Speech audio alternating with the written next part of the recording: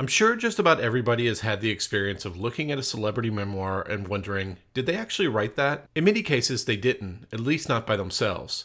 There's actually an entire shadow economy of ghostwriters who do the bulk of the work on these books, not just for celebrities, but all kinds of public figures ranging from big-name CEOs to politicians. But how does one go about hiring a ghostwriter? And what's it like to work with one? To answer these questions, I turn to Dan Gerstein, the founder of Gotham Ghostwriters, an agency that specializes in connecting clients to professional ghostwriters. Hello, I'm Simon Owens, and this is The Business of Content, the show about how publishers create, distribute, and monetize their digital content. If you want to listen to an audio version of this show, subscribe to The Business of Content wherever you get your podcasts. Before we jump into the interview, I want to talk about how I monetize this show. As you've probably noticed, it doesn't carry any advertising. Instead, it relies entirely on paid subscriptions. A subscription gets you three main benefits. First, it allows you to book a half-hour introductory call with me. It's a great way to pick my brain about challenges you're facing in your own content business. Second, you're able to submit questions to my monthly Q&A series, and I'll answer them on this very show. And finally, a subscription gets you access to premium podcast episodes where I go even deeper on how the world's most successful media entrepreneurs grow their content businesses. Once you subscribe, you're given a custom feed that you can plug into your podcast player of choice. Subscribe at simonowens.substack.com. That's simonowens.substack.com. Or just Google the words Simon Owens and newsletter. Okay, let's jump into my interview with Dan. Hey, Dan, thanks for joining me. Hi, Simon. Great to be here. So I'm here, I'm having you on because I read this New York Times article that you were interviewed in about this conference that you organized with ghostwriters. And we'll get into that in a few minutes. But I really wanted to talk about just like all the economics, the ins and outs of the ghostwriting industry. But before we talk about that, and before we even talk about, your current firm, how did you get into ghostwriting in the first place? So my introduction into ghostwriting was through speechwriting. I was a speechwriter in Capitol Hill for about a decade. I graduated to being a communications director in the middle of that, but I kept a lot of my speechwriting duties. And decided to move to New York after my then boss, Senator Lieberman, ran for president, was not successful. So you worked for a speechwriting agency, or you worked for? I worked for a senator. Okay, Joe Lieberman. Yep. Yeah, I was full-time staff. So Joe Lieberman, was it Vermont or Massachusetts? What was it? Connecticut. Connecticut. Okay, so you were hired specifically by him to write speeches for him. Yes. Uh-huh. And I also did some policy work, and then, like I said, I graduated to be a communications director. I had a really amazing experience with him. Learned a ton, but he ran for president, and it was unsuccessful, and it was a natural transition time. So I moved to New York, and I started doing communication. Sorry, just to back up just a little bit. What were the qualifications for becoming a speechwriter for Joe Lieberman? I had never written speeches before. I was a reporter at a college. I worked at the Hartford Courant, which was the main paper that actually covered him. And it was a little serendipitous that the time I moved to Washington and I went to his office for like an informational interview, their speechwriter had been fired a few months before. And the communications director was completely overwhelmed and needed some help. So they gave me basically a trial doing some more basic writing tasks, and I did well. And then they gave me some basic speeches to write. Then I ended up getting hired as his press secretary for his re-election campaign, and part of my responsibilities were writing things for him. And I did well. And so at the end of the campaign, he got reelected. I got offered to be his full-time speechwriter in Washington. And he ran in for president in 2000? He ran for vice president in 2000 with Al Gore, and then 4 years later, when Gore decided not to run, Lieberman ran for the Democratic nomination. Okay, and then I know I've listened to interviews with Jon Favreau, the speechwriter for Obama, and Obama, obviously a great speaker, very collaborative. It was a very collaborative type of relationship where Favreau would write the first draft, but then Obama would go through several drafts with red ink and stuff like that. Do most speechwriting relationships work like that? Like, I get the sense that like Trump's speechwriters were basically, there was no collaboration that was happening between them. They were just throwing stuff up on a teleprompter, and he was writing and he was reading off of that. Yeah. I would say there is a spectrum of relationships. And in some cases, it's like, the speechwriter and the chief of staff, like the leadership develops the speech, the principal reads it, maybe has a few notes, and then they deliver it largely as it's written for them. And then there, like you said, they're on the other end of the spectrum. There are very, very hands-on principals who, they want to do planning conversations. They will heavily edit. They want to see an outline. They'll heavily edit the first drafts. There'll be lots of conversation, multiple drafts.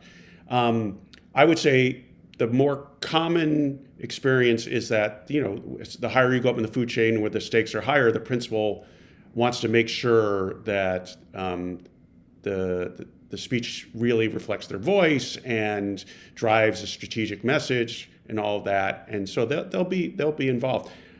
At the same time, the longer that there is a writing relationship and a collaboration, the less time you actually have to spend on each individual speech. And that's what ended up happening with myself and Senator Lieberman was, after 5 or 6 years of working for him, I knew his voice backwards and forward.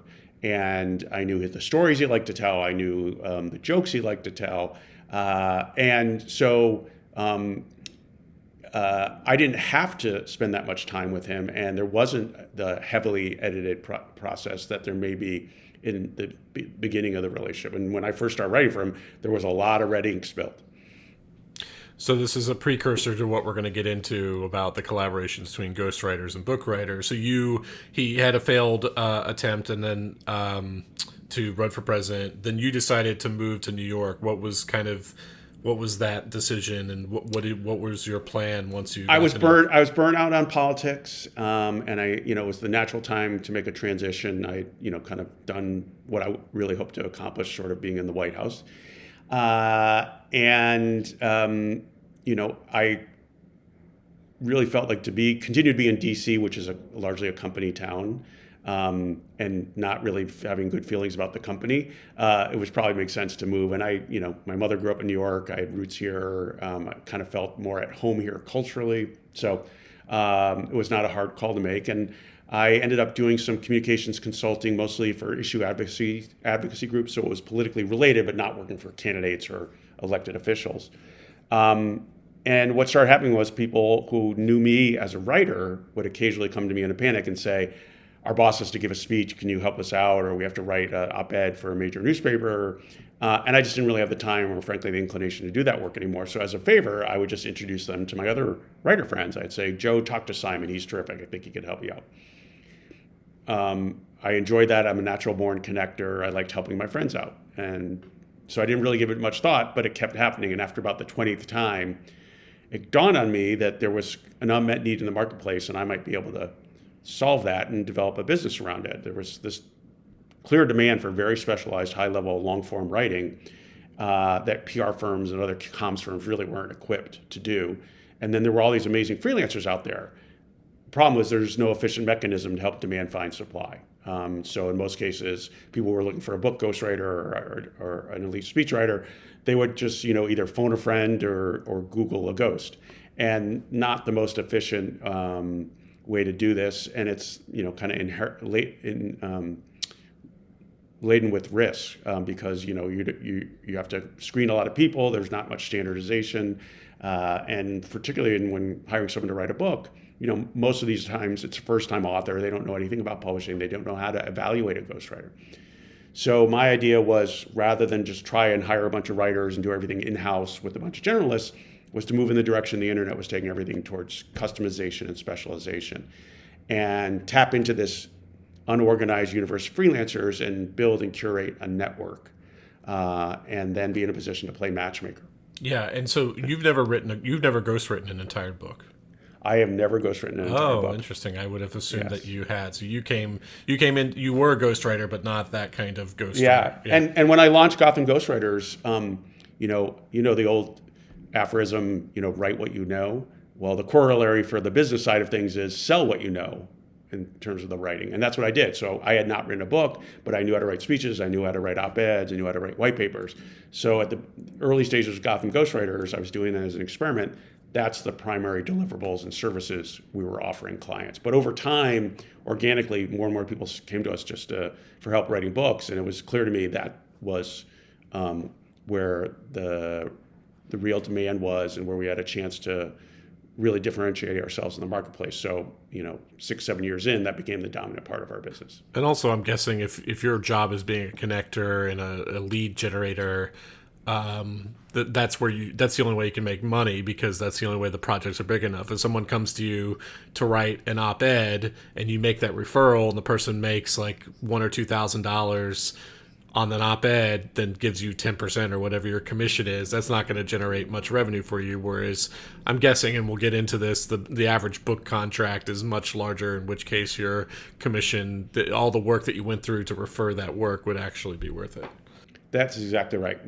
Our business model is based on volume, and being able to help a lot of clients connect with custom tailored talent, and so for book projects, we're taking a 15% commission on whatever is paid to the writer, but on the front end, the client's paying us a placement fee, and so we're transparent. We break out our compensation based on the services we're delivering, but at the end of the day, that's still a modest percentage of the overall fee that the client is paying for writing the book. So yes, we typically don't do one-off op-eds. In cases like that, a client, that's what they're looking for, I will just make an introduction to a writer that I think could be helpful to them and let them hire them directly. So obviously, like, a book project is a huge project. You really don't want to match someone who is a bad writer or someone who doesn't work out, because there could be a lot of wasted time and energy. In terms of recruiting writers to qualify for you referring work to them, like, what's a good criteria? And what I've heard, or maybe what I've read or learned through osmosis or something like that, and this might be completely untrue, is like the ideal ghostwriter for a book is someone who has actually written and published a book, but it failed commercially. And so therefore they've proven that they can write a high quality book, but they're not financially successful writing books under their own name, to where they would be, open to taking on ghostwriting projects. Is that a complete, misconception of who the ideal ghostwriter is? I wouldn't say that is a description of the ideal ghostwriter. I would say that is a very common career path.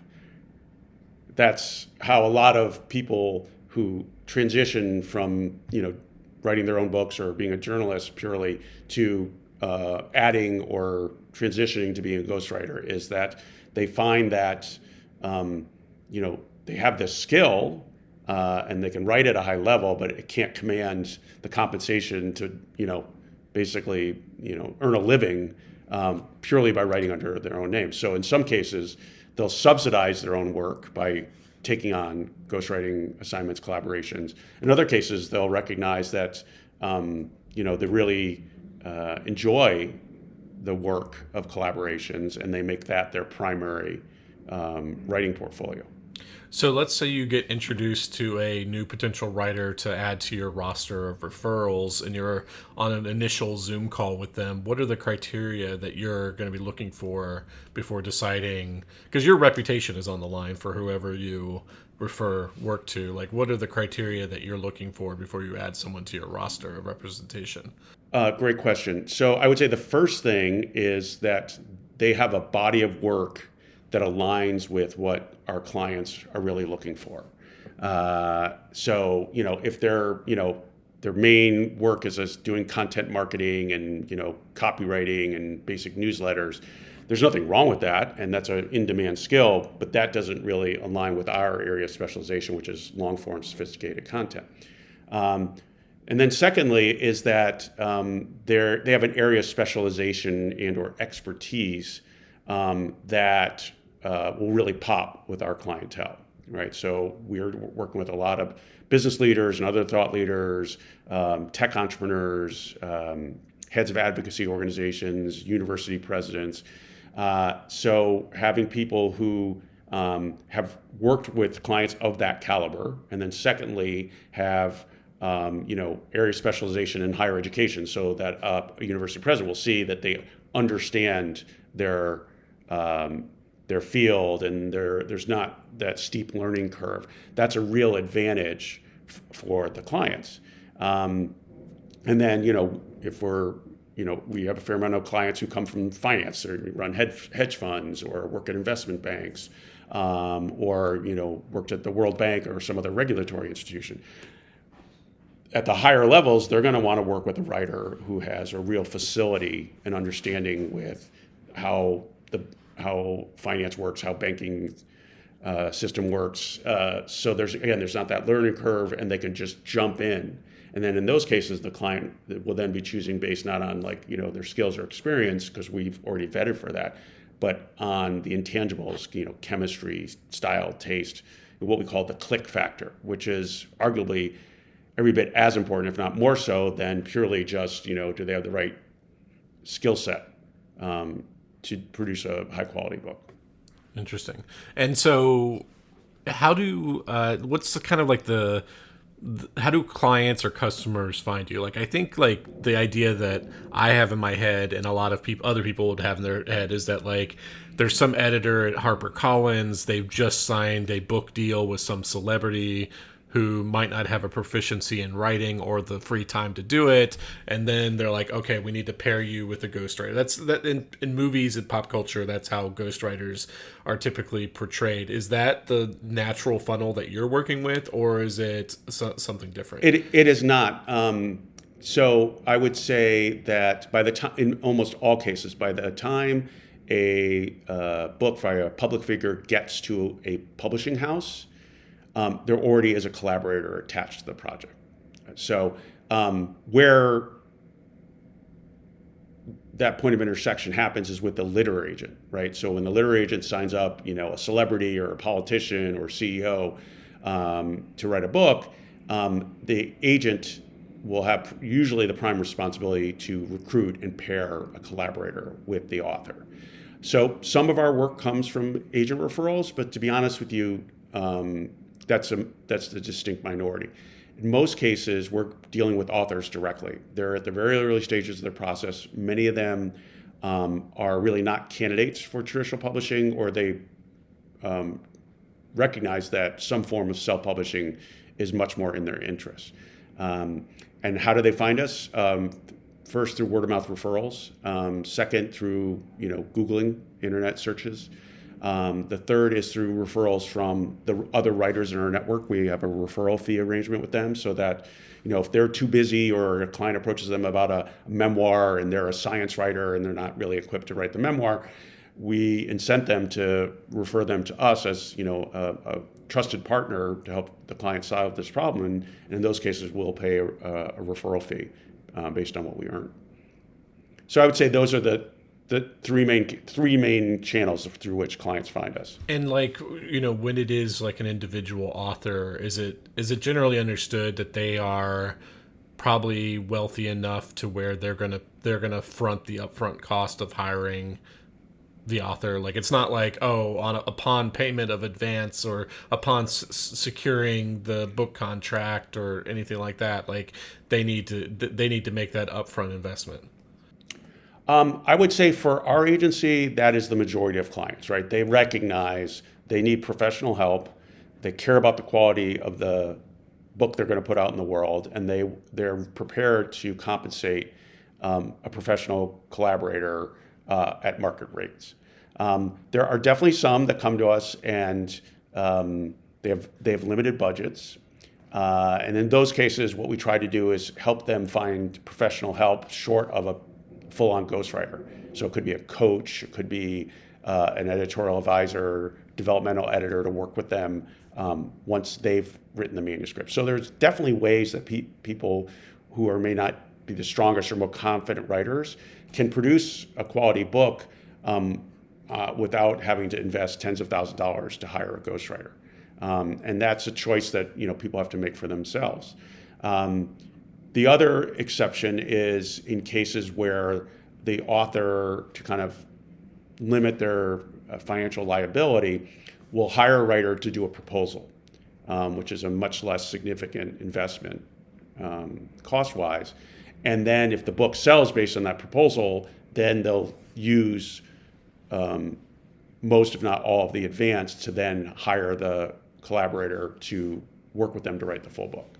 So usually, though, if there is going to be a ghostwriting collaboration, like where they're actually writing the full book, the way that they're paid is through some kind of like set fee versus like there's not really like a royalty agreement or anything like that. The norm is there will be a defined project fee for writing a full book that gets broken out into payment installments. And more often than not, I would say the two most common structures are you get half up front, half upon completion. And the half up front protects the writer's interest because there's an opportunity cost to committing to take on a new project. They have to turn away other work. And it locks in their time. And then having the second half tied to delivery and acceptance by the author's protected because the second half of the fee is contingent on the writer delivering a quality product.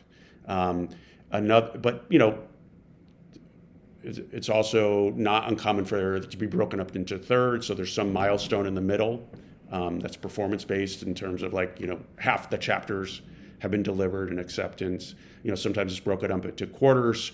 Every once in a while, the author will feel more comfortable doing monthly installments based on, so if it's $60,000 and in 6 months, they'll do $10,000 a month. It's very rare to do it on an hourly rate, but there are some writers who really prefer to do it that way. I would say, they tend to be at the higher end of the food chain and can have the leverage to insist on that. These days, it's very uncommon for there to be a pure rev share model for a ghostwriter because most books don't earn back the advance. There are no royalties, and often the advances are not large enough on their own to cover the writer's full fee. So there's still sometimes, especially if it's a big brand name celebrity, that the ghostwriter will negotiate getting, say, 30% of the advance and X% of the royalties. But that's becoming less and less common. And I'm guessing that's hard for your business because, how do you even really audit or monitor what the royalties are so that you get your 15% cut? Yeah, in those cases, you're really just dependent on the publisher will deliver the royalty statement to the author's agent, and then there's a kind of ethical fiduciary duty on the part of the agent to share that information with the ghostwriter so that they can then see, what they're owed. Hey, I just want to interrupt the programming for just a moment to note that you are at the halfway point of the video. If you made it this far, then that's probably a sign that you like this sort of content. So maybe just take a second to subscribe to the channel below. If you're feeling especially generous, you can hit the like button. Okay, back to the show. And what's the level of acknowledgement of ghostwriting within the within the authors and the publishers? I feel like it's becoming a little bit more coming out of the shadows, where the ghostwriter is either given a co-byline sometimes, or at least acknowledgement in the acknowledgements page. Does it seem like the industry is opening up a little bit in terms of secrecy and stuff? Definitely. We are in a state of transition, and this idea of coming out of the shadows, that was the central theme of the ghostwriting convention that we held on January 22nd in New York. And I think a lot of it is driven by generational change. I'm 56, so my peers, people over 50 who are not digital natives, they're accustomed to the traditional notion of a ghostwriter being hidden, right? You're there to help the author, but you have no public recognition. You're supposed to be discreet. You don't acknowledge who you worked with. So I would say among high-level public figures, that's their general posture. Now, there are exceptions to that, but that's their general posture. But people under 50, particularly millennials, who are digital natives, and where the transparency of the internet, where everyone sees the wires, there are no secrets. And it's interesting, you cited Jon Favreau, right? when Obama ran for president and then got elected, Favreau became kind of a mini celebrity. That was a real, I think, a demarcation point in the idea that speechwriters and ghostwriters don't need to be not totally anonymous. And I can tell you right now, from having worked in politics, having been a speechwriter, that there's no way if Obama was uncomfortable with Favreau getting this recognition, that he would have stayed silent about it. Right? Is like he would have put his foot down and said, "No, you have to kind of shut up and stay in your place."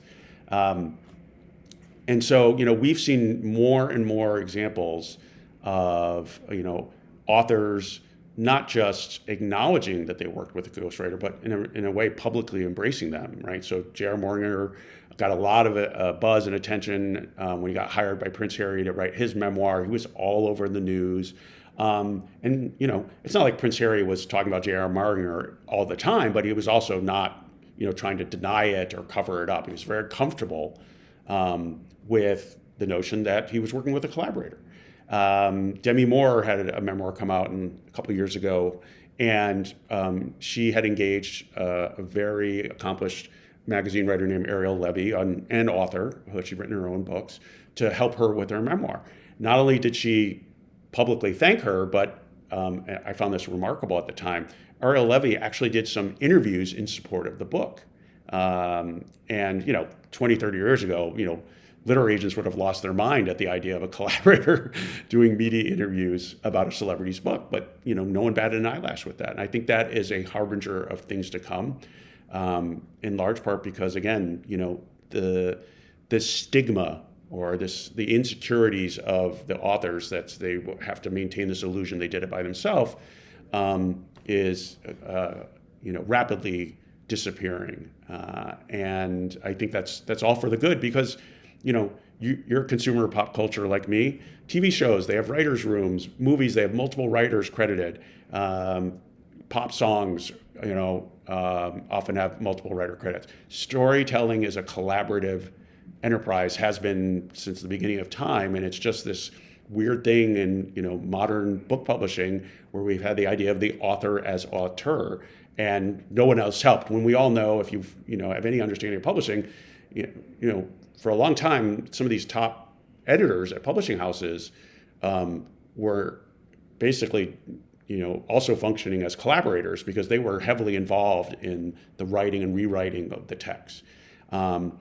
That doesn't in any way minimize the fact that it's the author's book, it's their idea, it's their vision, and it's primarily their words. It's just they've had some help, and again, I think that's something that's really good for publishing and storytelling in the long term.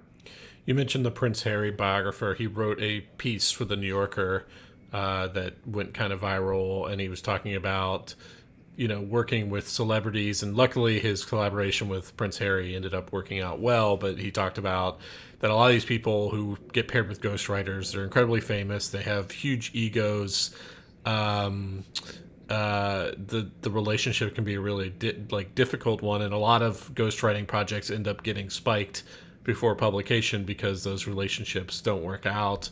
What's kind of your experience on that route? Without naming names, do you have any funny horror stories or anything like that of ghostwriters who have just found it incredibly frustrating to work with their clients? Yeah, I would say just as a general proposition that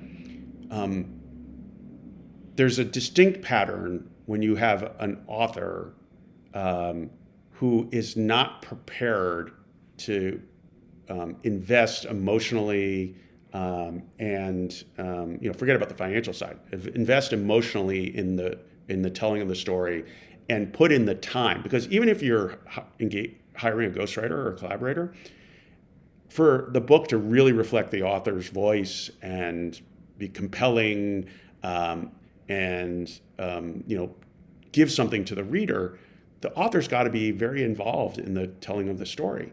And I think that where ghostwriting assignments tend to go off the rails is when an author has unrealistic expectations of what their responsibilities on their side of the ledger are. The other way is, and I've seen this a fair amount, is when not a lot of thought is put into the chemistry and the fit between the author and collaborator, and a decision is made either based on a literary agent represents a star writer and wants to get him some work, and will place them with the new author they just signed up, without necessarily thinking of the author's best interest. Or, and we've seen this with some of our clients, where the author delegates the vetting and hiring process of the collaborator to a third party. It could be the chief communications officer or their corporation, it could be their PR firm, whatever. And in those cases, even with a trusted proxy, too often, what happens is they go based purely on resume, right? Oh, this person wrote 3 New York Times bestsellers. They wrote, they worked with, a peer of the authors who works in the same field, and that determines who they hire. And then the author and the writer start working together, and there's no chemistry and there's no trust, and that's definitely a context where things can go wrong, and where the author is just like, I don't want to work with this person. They don't get me, or their work styles are too different, and they'll fire the writer.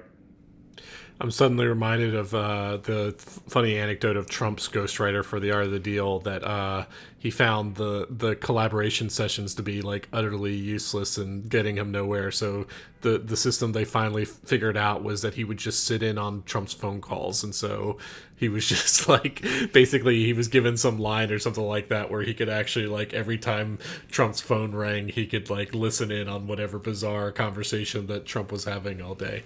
That was Tony Schwartz. He has some great stories to tell.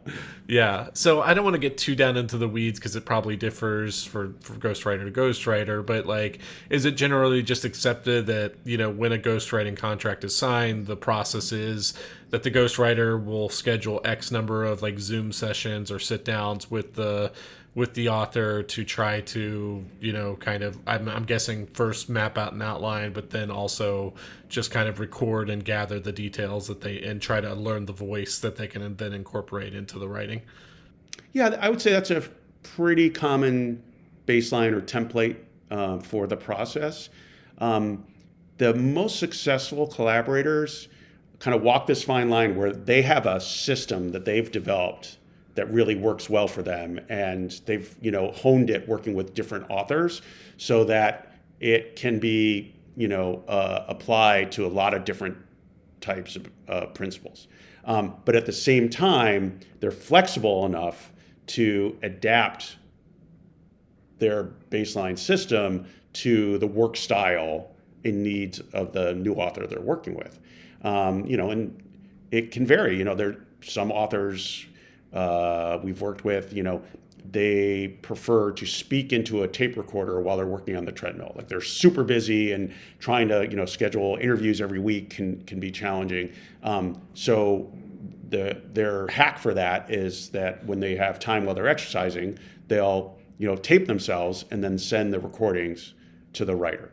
But I would say, in terms of like best practices, what we typically recommend is that the writer spend a fair amount of time up front before anything is written, talking about the vision for the book, make sure they're on the same page in terms of the process they're going to follow. There's clarity about who's going to do what. And then secondly, there's an opportunity for the ghostwriter to, in casual settings, hear how the author talks, right? Because it's one thing to get their voice from tape-recorded interviews, but that's kind of like book speak. And if you really want to be able to kind of tap into the author's voice, you also want to augment that to some extent with kind of just hearing how they are in kind of more relaxed, informal settings. And that's why, one of the big changes coming out of COVID was that, there were a lot of in-person interviews pre-COVID, and then, follow-ups via phone. But then once Zoom became the standard currency for remote communication, right, that's a lot more intimate than a phone call. And so it made the work for ghostwriters a lot easier and more efficient, because they were able to limit, first because they had to, due to the threat of the pandemic, but coming out of COVID, to use Zoom or other kind of video conferencing, to do interviews with the author, discuss drafts, go over notes, things like that, and that was more effective, and made the author more comfortable than purely doing a phone call. So that's been, I wouldn't say it's a revolution, but it's a real change that has, I think, advanced the work of ghostwriting. So in 2007, Amazon launched the Amazon Kindle, and that, prior to that, self-publishing was given the pejorative of vanity publishing, but in 2007, in the following years, it created, self-publishing became respectable in its own right, and now it's like completely viable path for professional, really good professional authors to not even bother with the large publishers and self-publish. So the stigma is pretty much gone, and it's provided a lot more opportunities for self-publishing. Was that a huge boon to the ghostwriting industry, that suddenly, like, any rich person, like, they could fully respectably release a self-published book on their own and could fund it, and there was a marketing apparatus and stuff like that? Did that start providing more opportunities for ghostwriters? Yes, absolutely. I think it's a confluence of a couple trends, right? So first off, with the rise not just of book self-publishing, but other forms of self-publishing, whether it's posting on LinkedIn, using Medium, blogs, Substack, yeah, and social media, you've had this democratization of storytelling and publishing. And then I think, this is my own theory, but I think there's enough anecdotal evidence to support it, is you have so many people who are sharing their stories or their ideas on social media, and they get 50 likes, and that's not that's infinitesimal in terms of your ability to sell books. At the same time, though, it creates a feedback loop with the author of those social media posts, that, like, oh, people are interested in what I have to say. And so that bar used to be very high because you had to convince a publisher they could make money from your book. Now the bar is much lower, for someone to sort of feel like, I have something to contribute to a conversation, or people are interested in my story, or I want to get my story out there. And and with the self-publishing becoming so much more sophisticated and accessible to the layperson, I think it's created a real revolution and had a profound effect in terms of the stories that get out into the world, and the ability for people to share expertise and insights that were never saw the light of day in book form because a publisher couldn't figure out how to make money for them. And then you add in, as you've talked a lot about in your work, Simon, the boom in demand for thought leadership content among business and advocacy leaders. You layer that on top, that has created an environment where there's huge demand for what I call smart content, smart long-form content, and therefore for a lot of these people, even if they're strong writers, they just don't have the time to produce it on their own. And so that is what is, I think, fueling this boom in demand for ghostwriters and professional collaborators. And then you recently, and the whole reason that we're having this conversation now is I read this New York Times article that you recently organized a ghostwriting conference. What was the motivation behind that? I think there was a couple things. So one was, you have this group of professionals that's getting more and more recognized, but had really no opportunity to convene, commune, connect, share best practices, learn from each other. And this, again, was where my speechwriting background comes into play. I saw something similar several years ago happening with the speechwriting community, and that was even more surprising because speechwriting is a job in the sense of, like, people get hired by corporations to be a full-time speaker in politics, other institutions. And yet, as a profession, it had no annual conference or no place to gather, no association. And so, with a friend and colleague of mine, David Murray, who was then the publisher of Vital Speeches of the Day, we decided to kind of, as an experiment, pull together a group of speechwriters in a mini conference and see what kind of appetite there was for having some sense of community. And the response was overwhelmingly positive, and that led to the formation of the Professional Speechwriters Association. And from that experience and seeing that grow, and they just had their 10th annual World Conference, I really felt like there would be a similar benefit to the ghostwriting community to have a place to gather and have a conversation.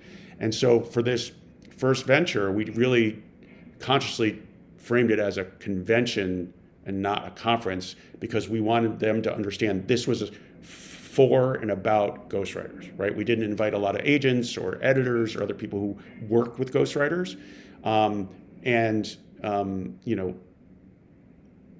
I think that helped really kind of focus the conversation around the work we do. And now coming out of that, there was definitely a real interest in expanding that so that we do bring in other partners, other people who either hire ghostwriters or partner with them. So that's something we're looking at for next year. The second reason for doing this, though, was for an external audience, to help educate the broader public, and particularly the reading public, about the role ghostwriters play, the value they deliver to modern storytelling. And that's where this idea of kind of the coming out of the shadows was, to both kind of celebrate the work we do, but also educate people about the work we do. Well, how did the public, I mean, obviously you got to write up in the New York Times, but otherwise, how are you educating the public about what you do? I would say it has been through both earned media. So there's been, there was an article in the Times of London. The Wall Street Journal is going to be publishing an article. We got some good attention in Publishers Weekly and Publishers Marketplace for the more inside industry partners. But I would say every bit as important has been the efforts by a lot of ghostwriters and the people we work with to share some of the insights that came out of the conference on social media. It really gave a context, an opportunity for people to, talk about the work they do. And then what we've done is we've posted both kind of written summaries of the key panels and the insights that came out of them, as well as some of the video. And again, that creates another opportunity to put content out in the world that's shareable, that will be seen not just by ghostwriters or even people in publishing, but by the larger networks of the people who are sharing this. And, I wouldn't say it's like we've had a viral explosion, but, the reach, when you have, dozens and dozens of writers and their friends sharing these,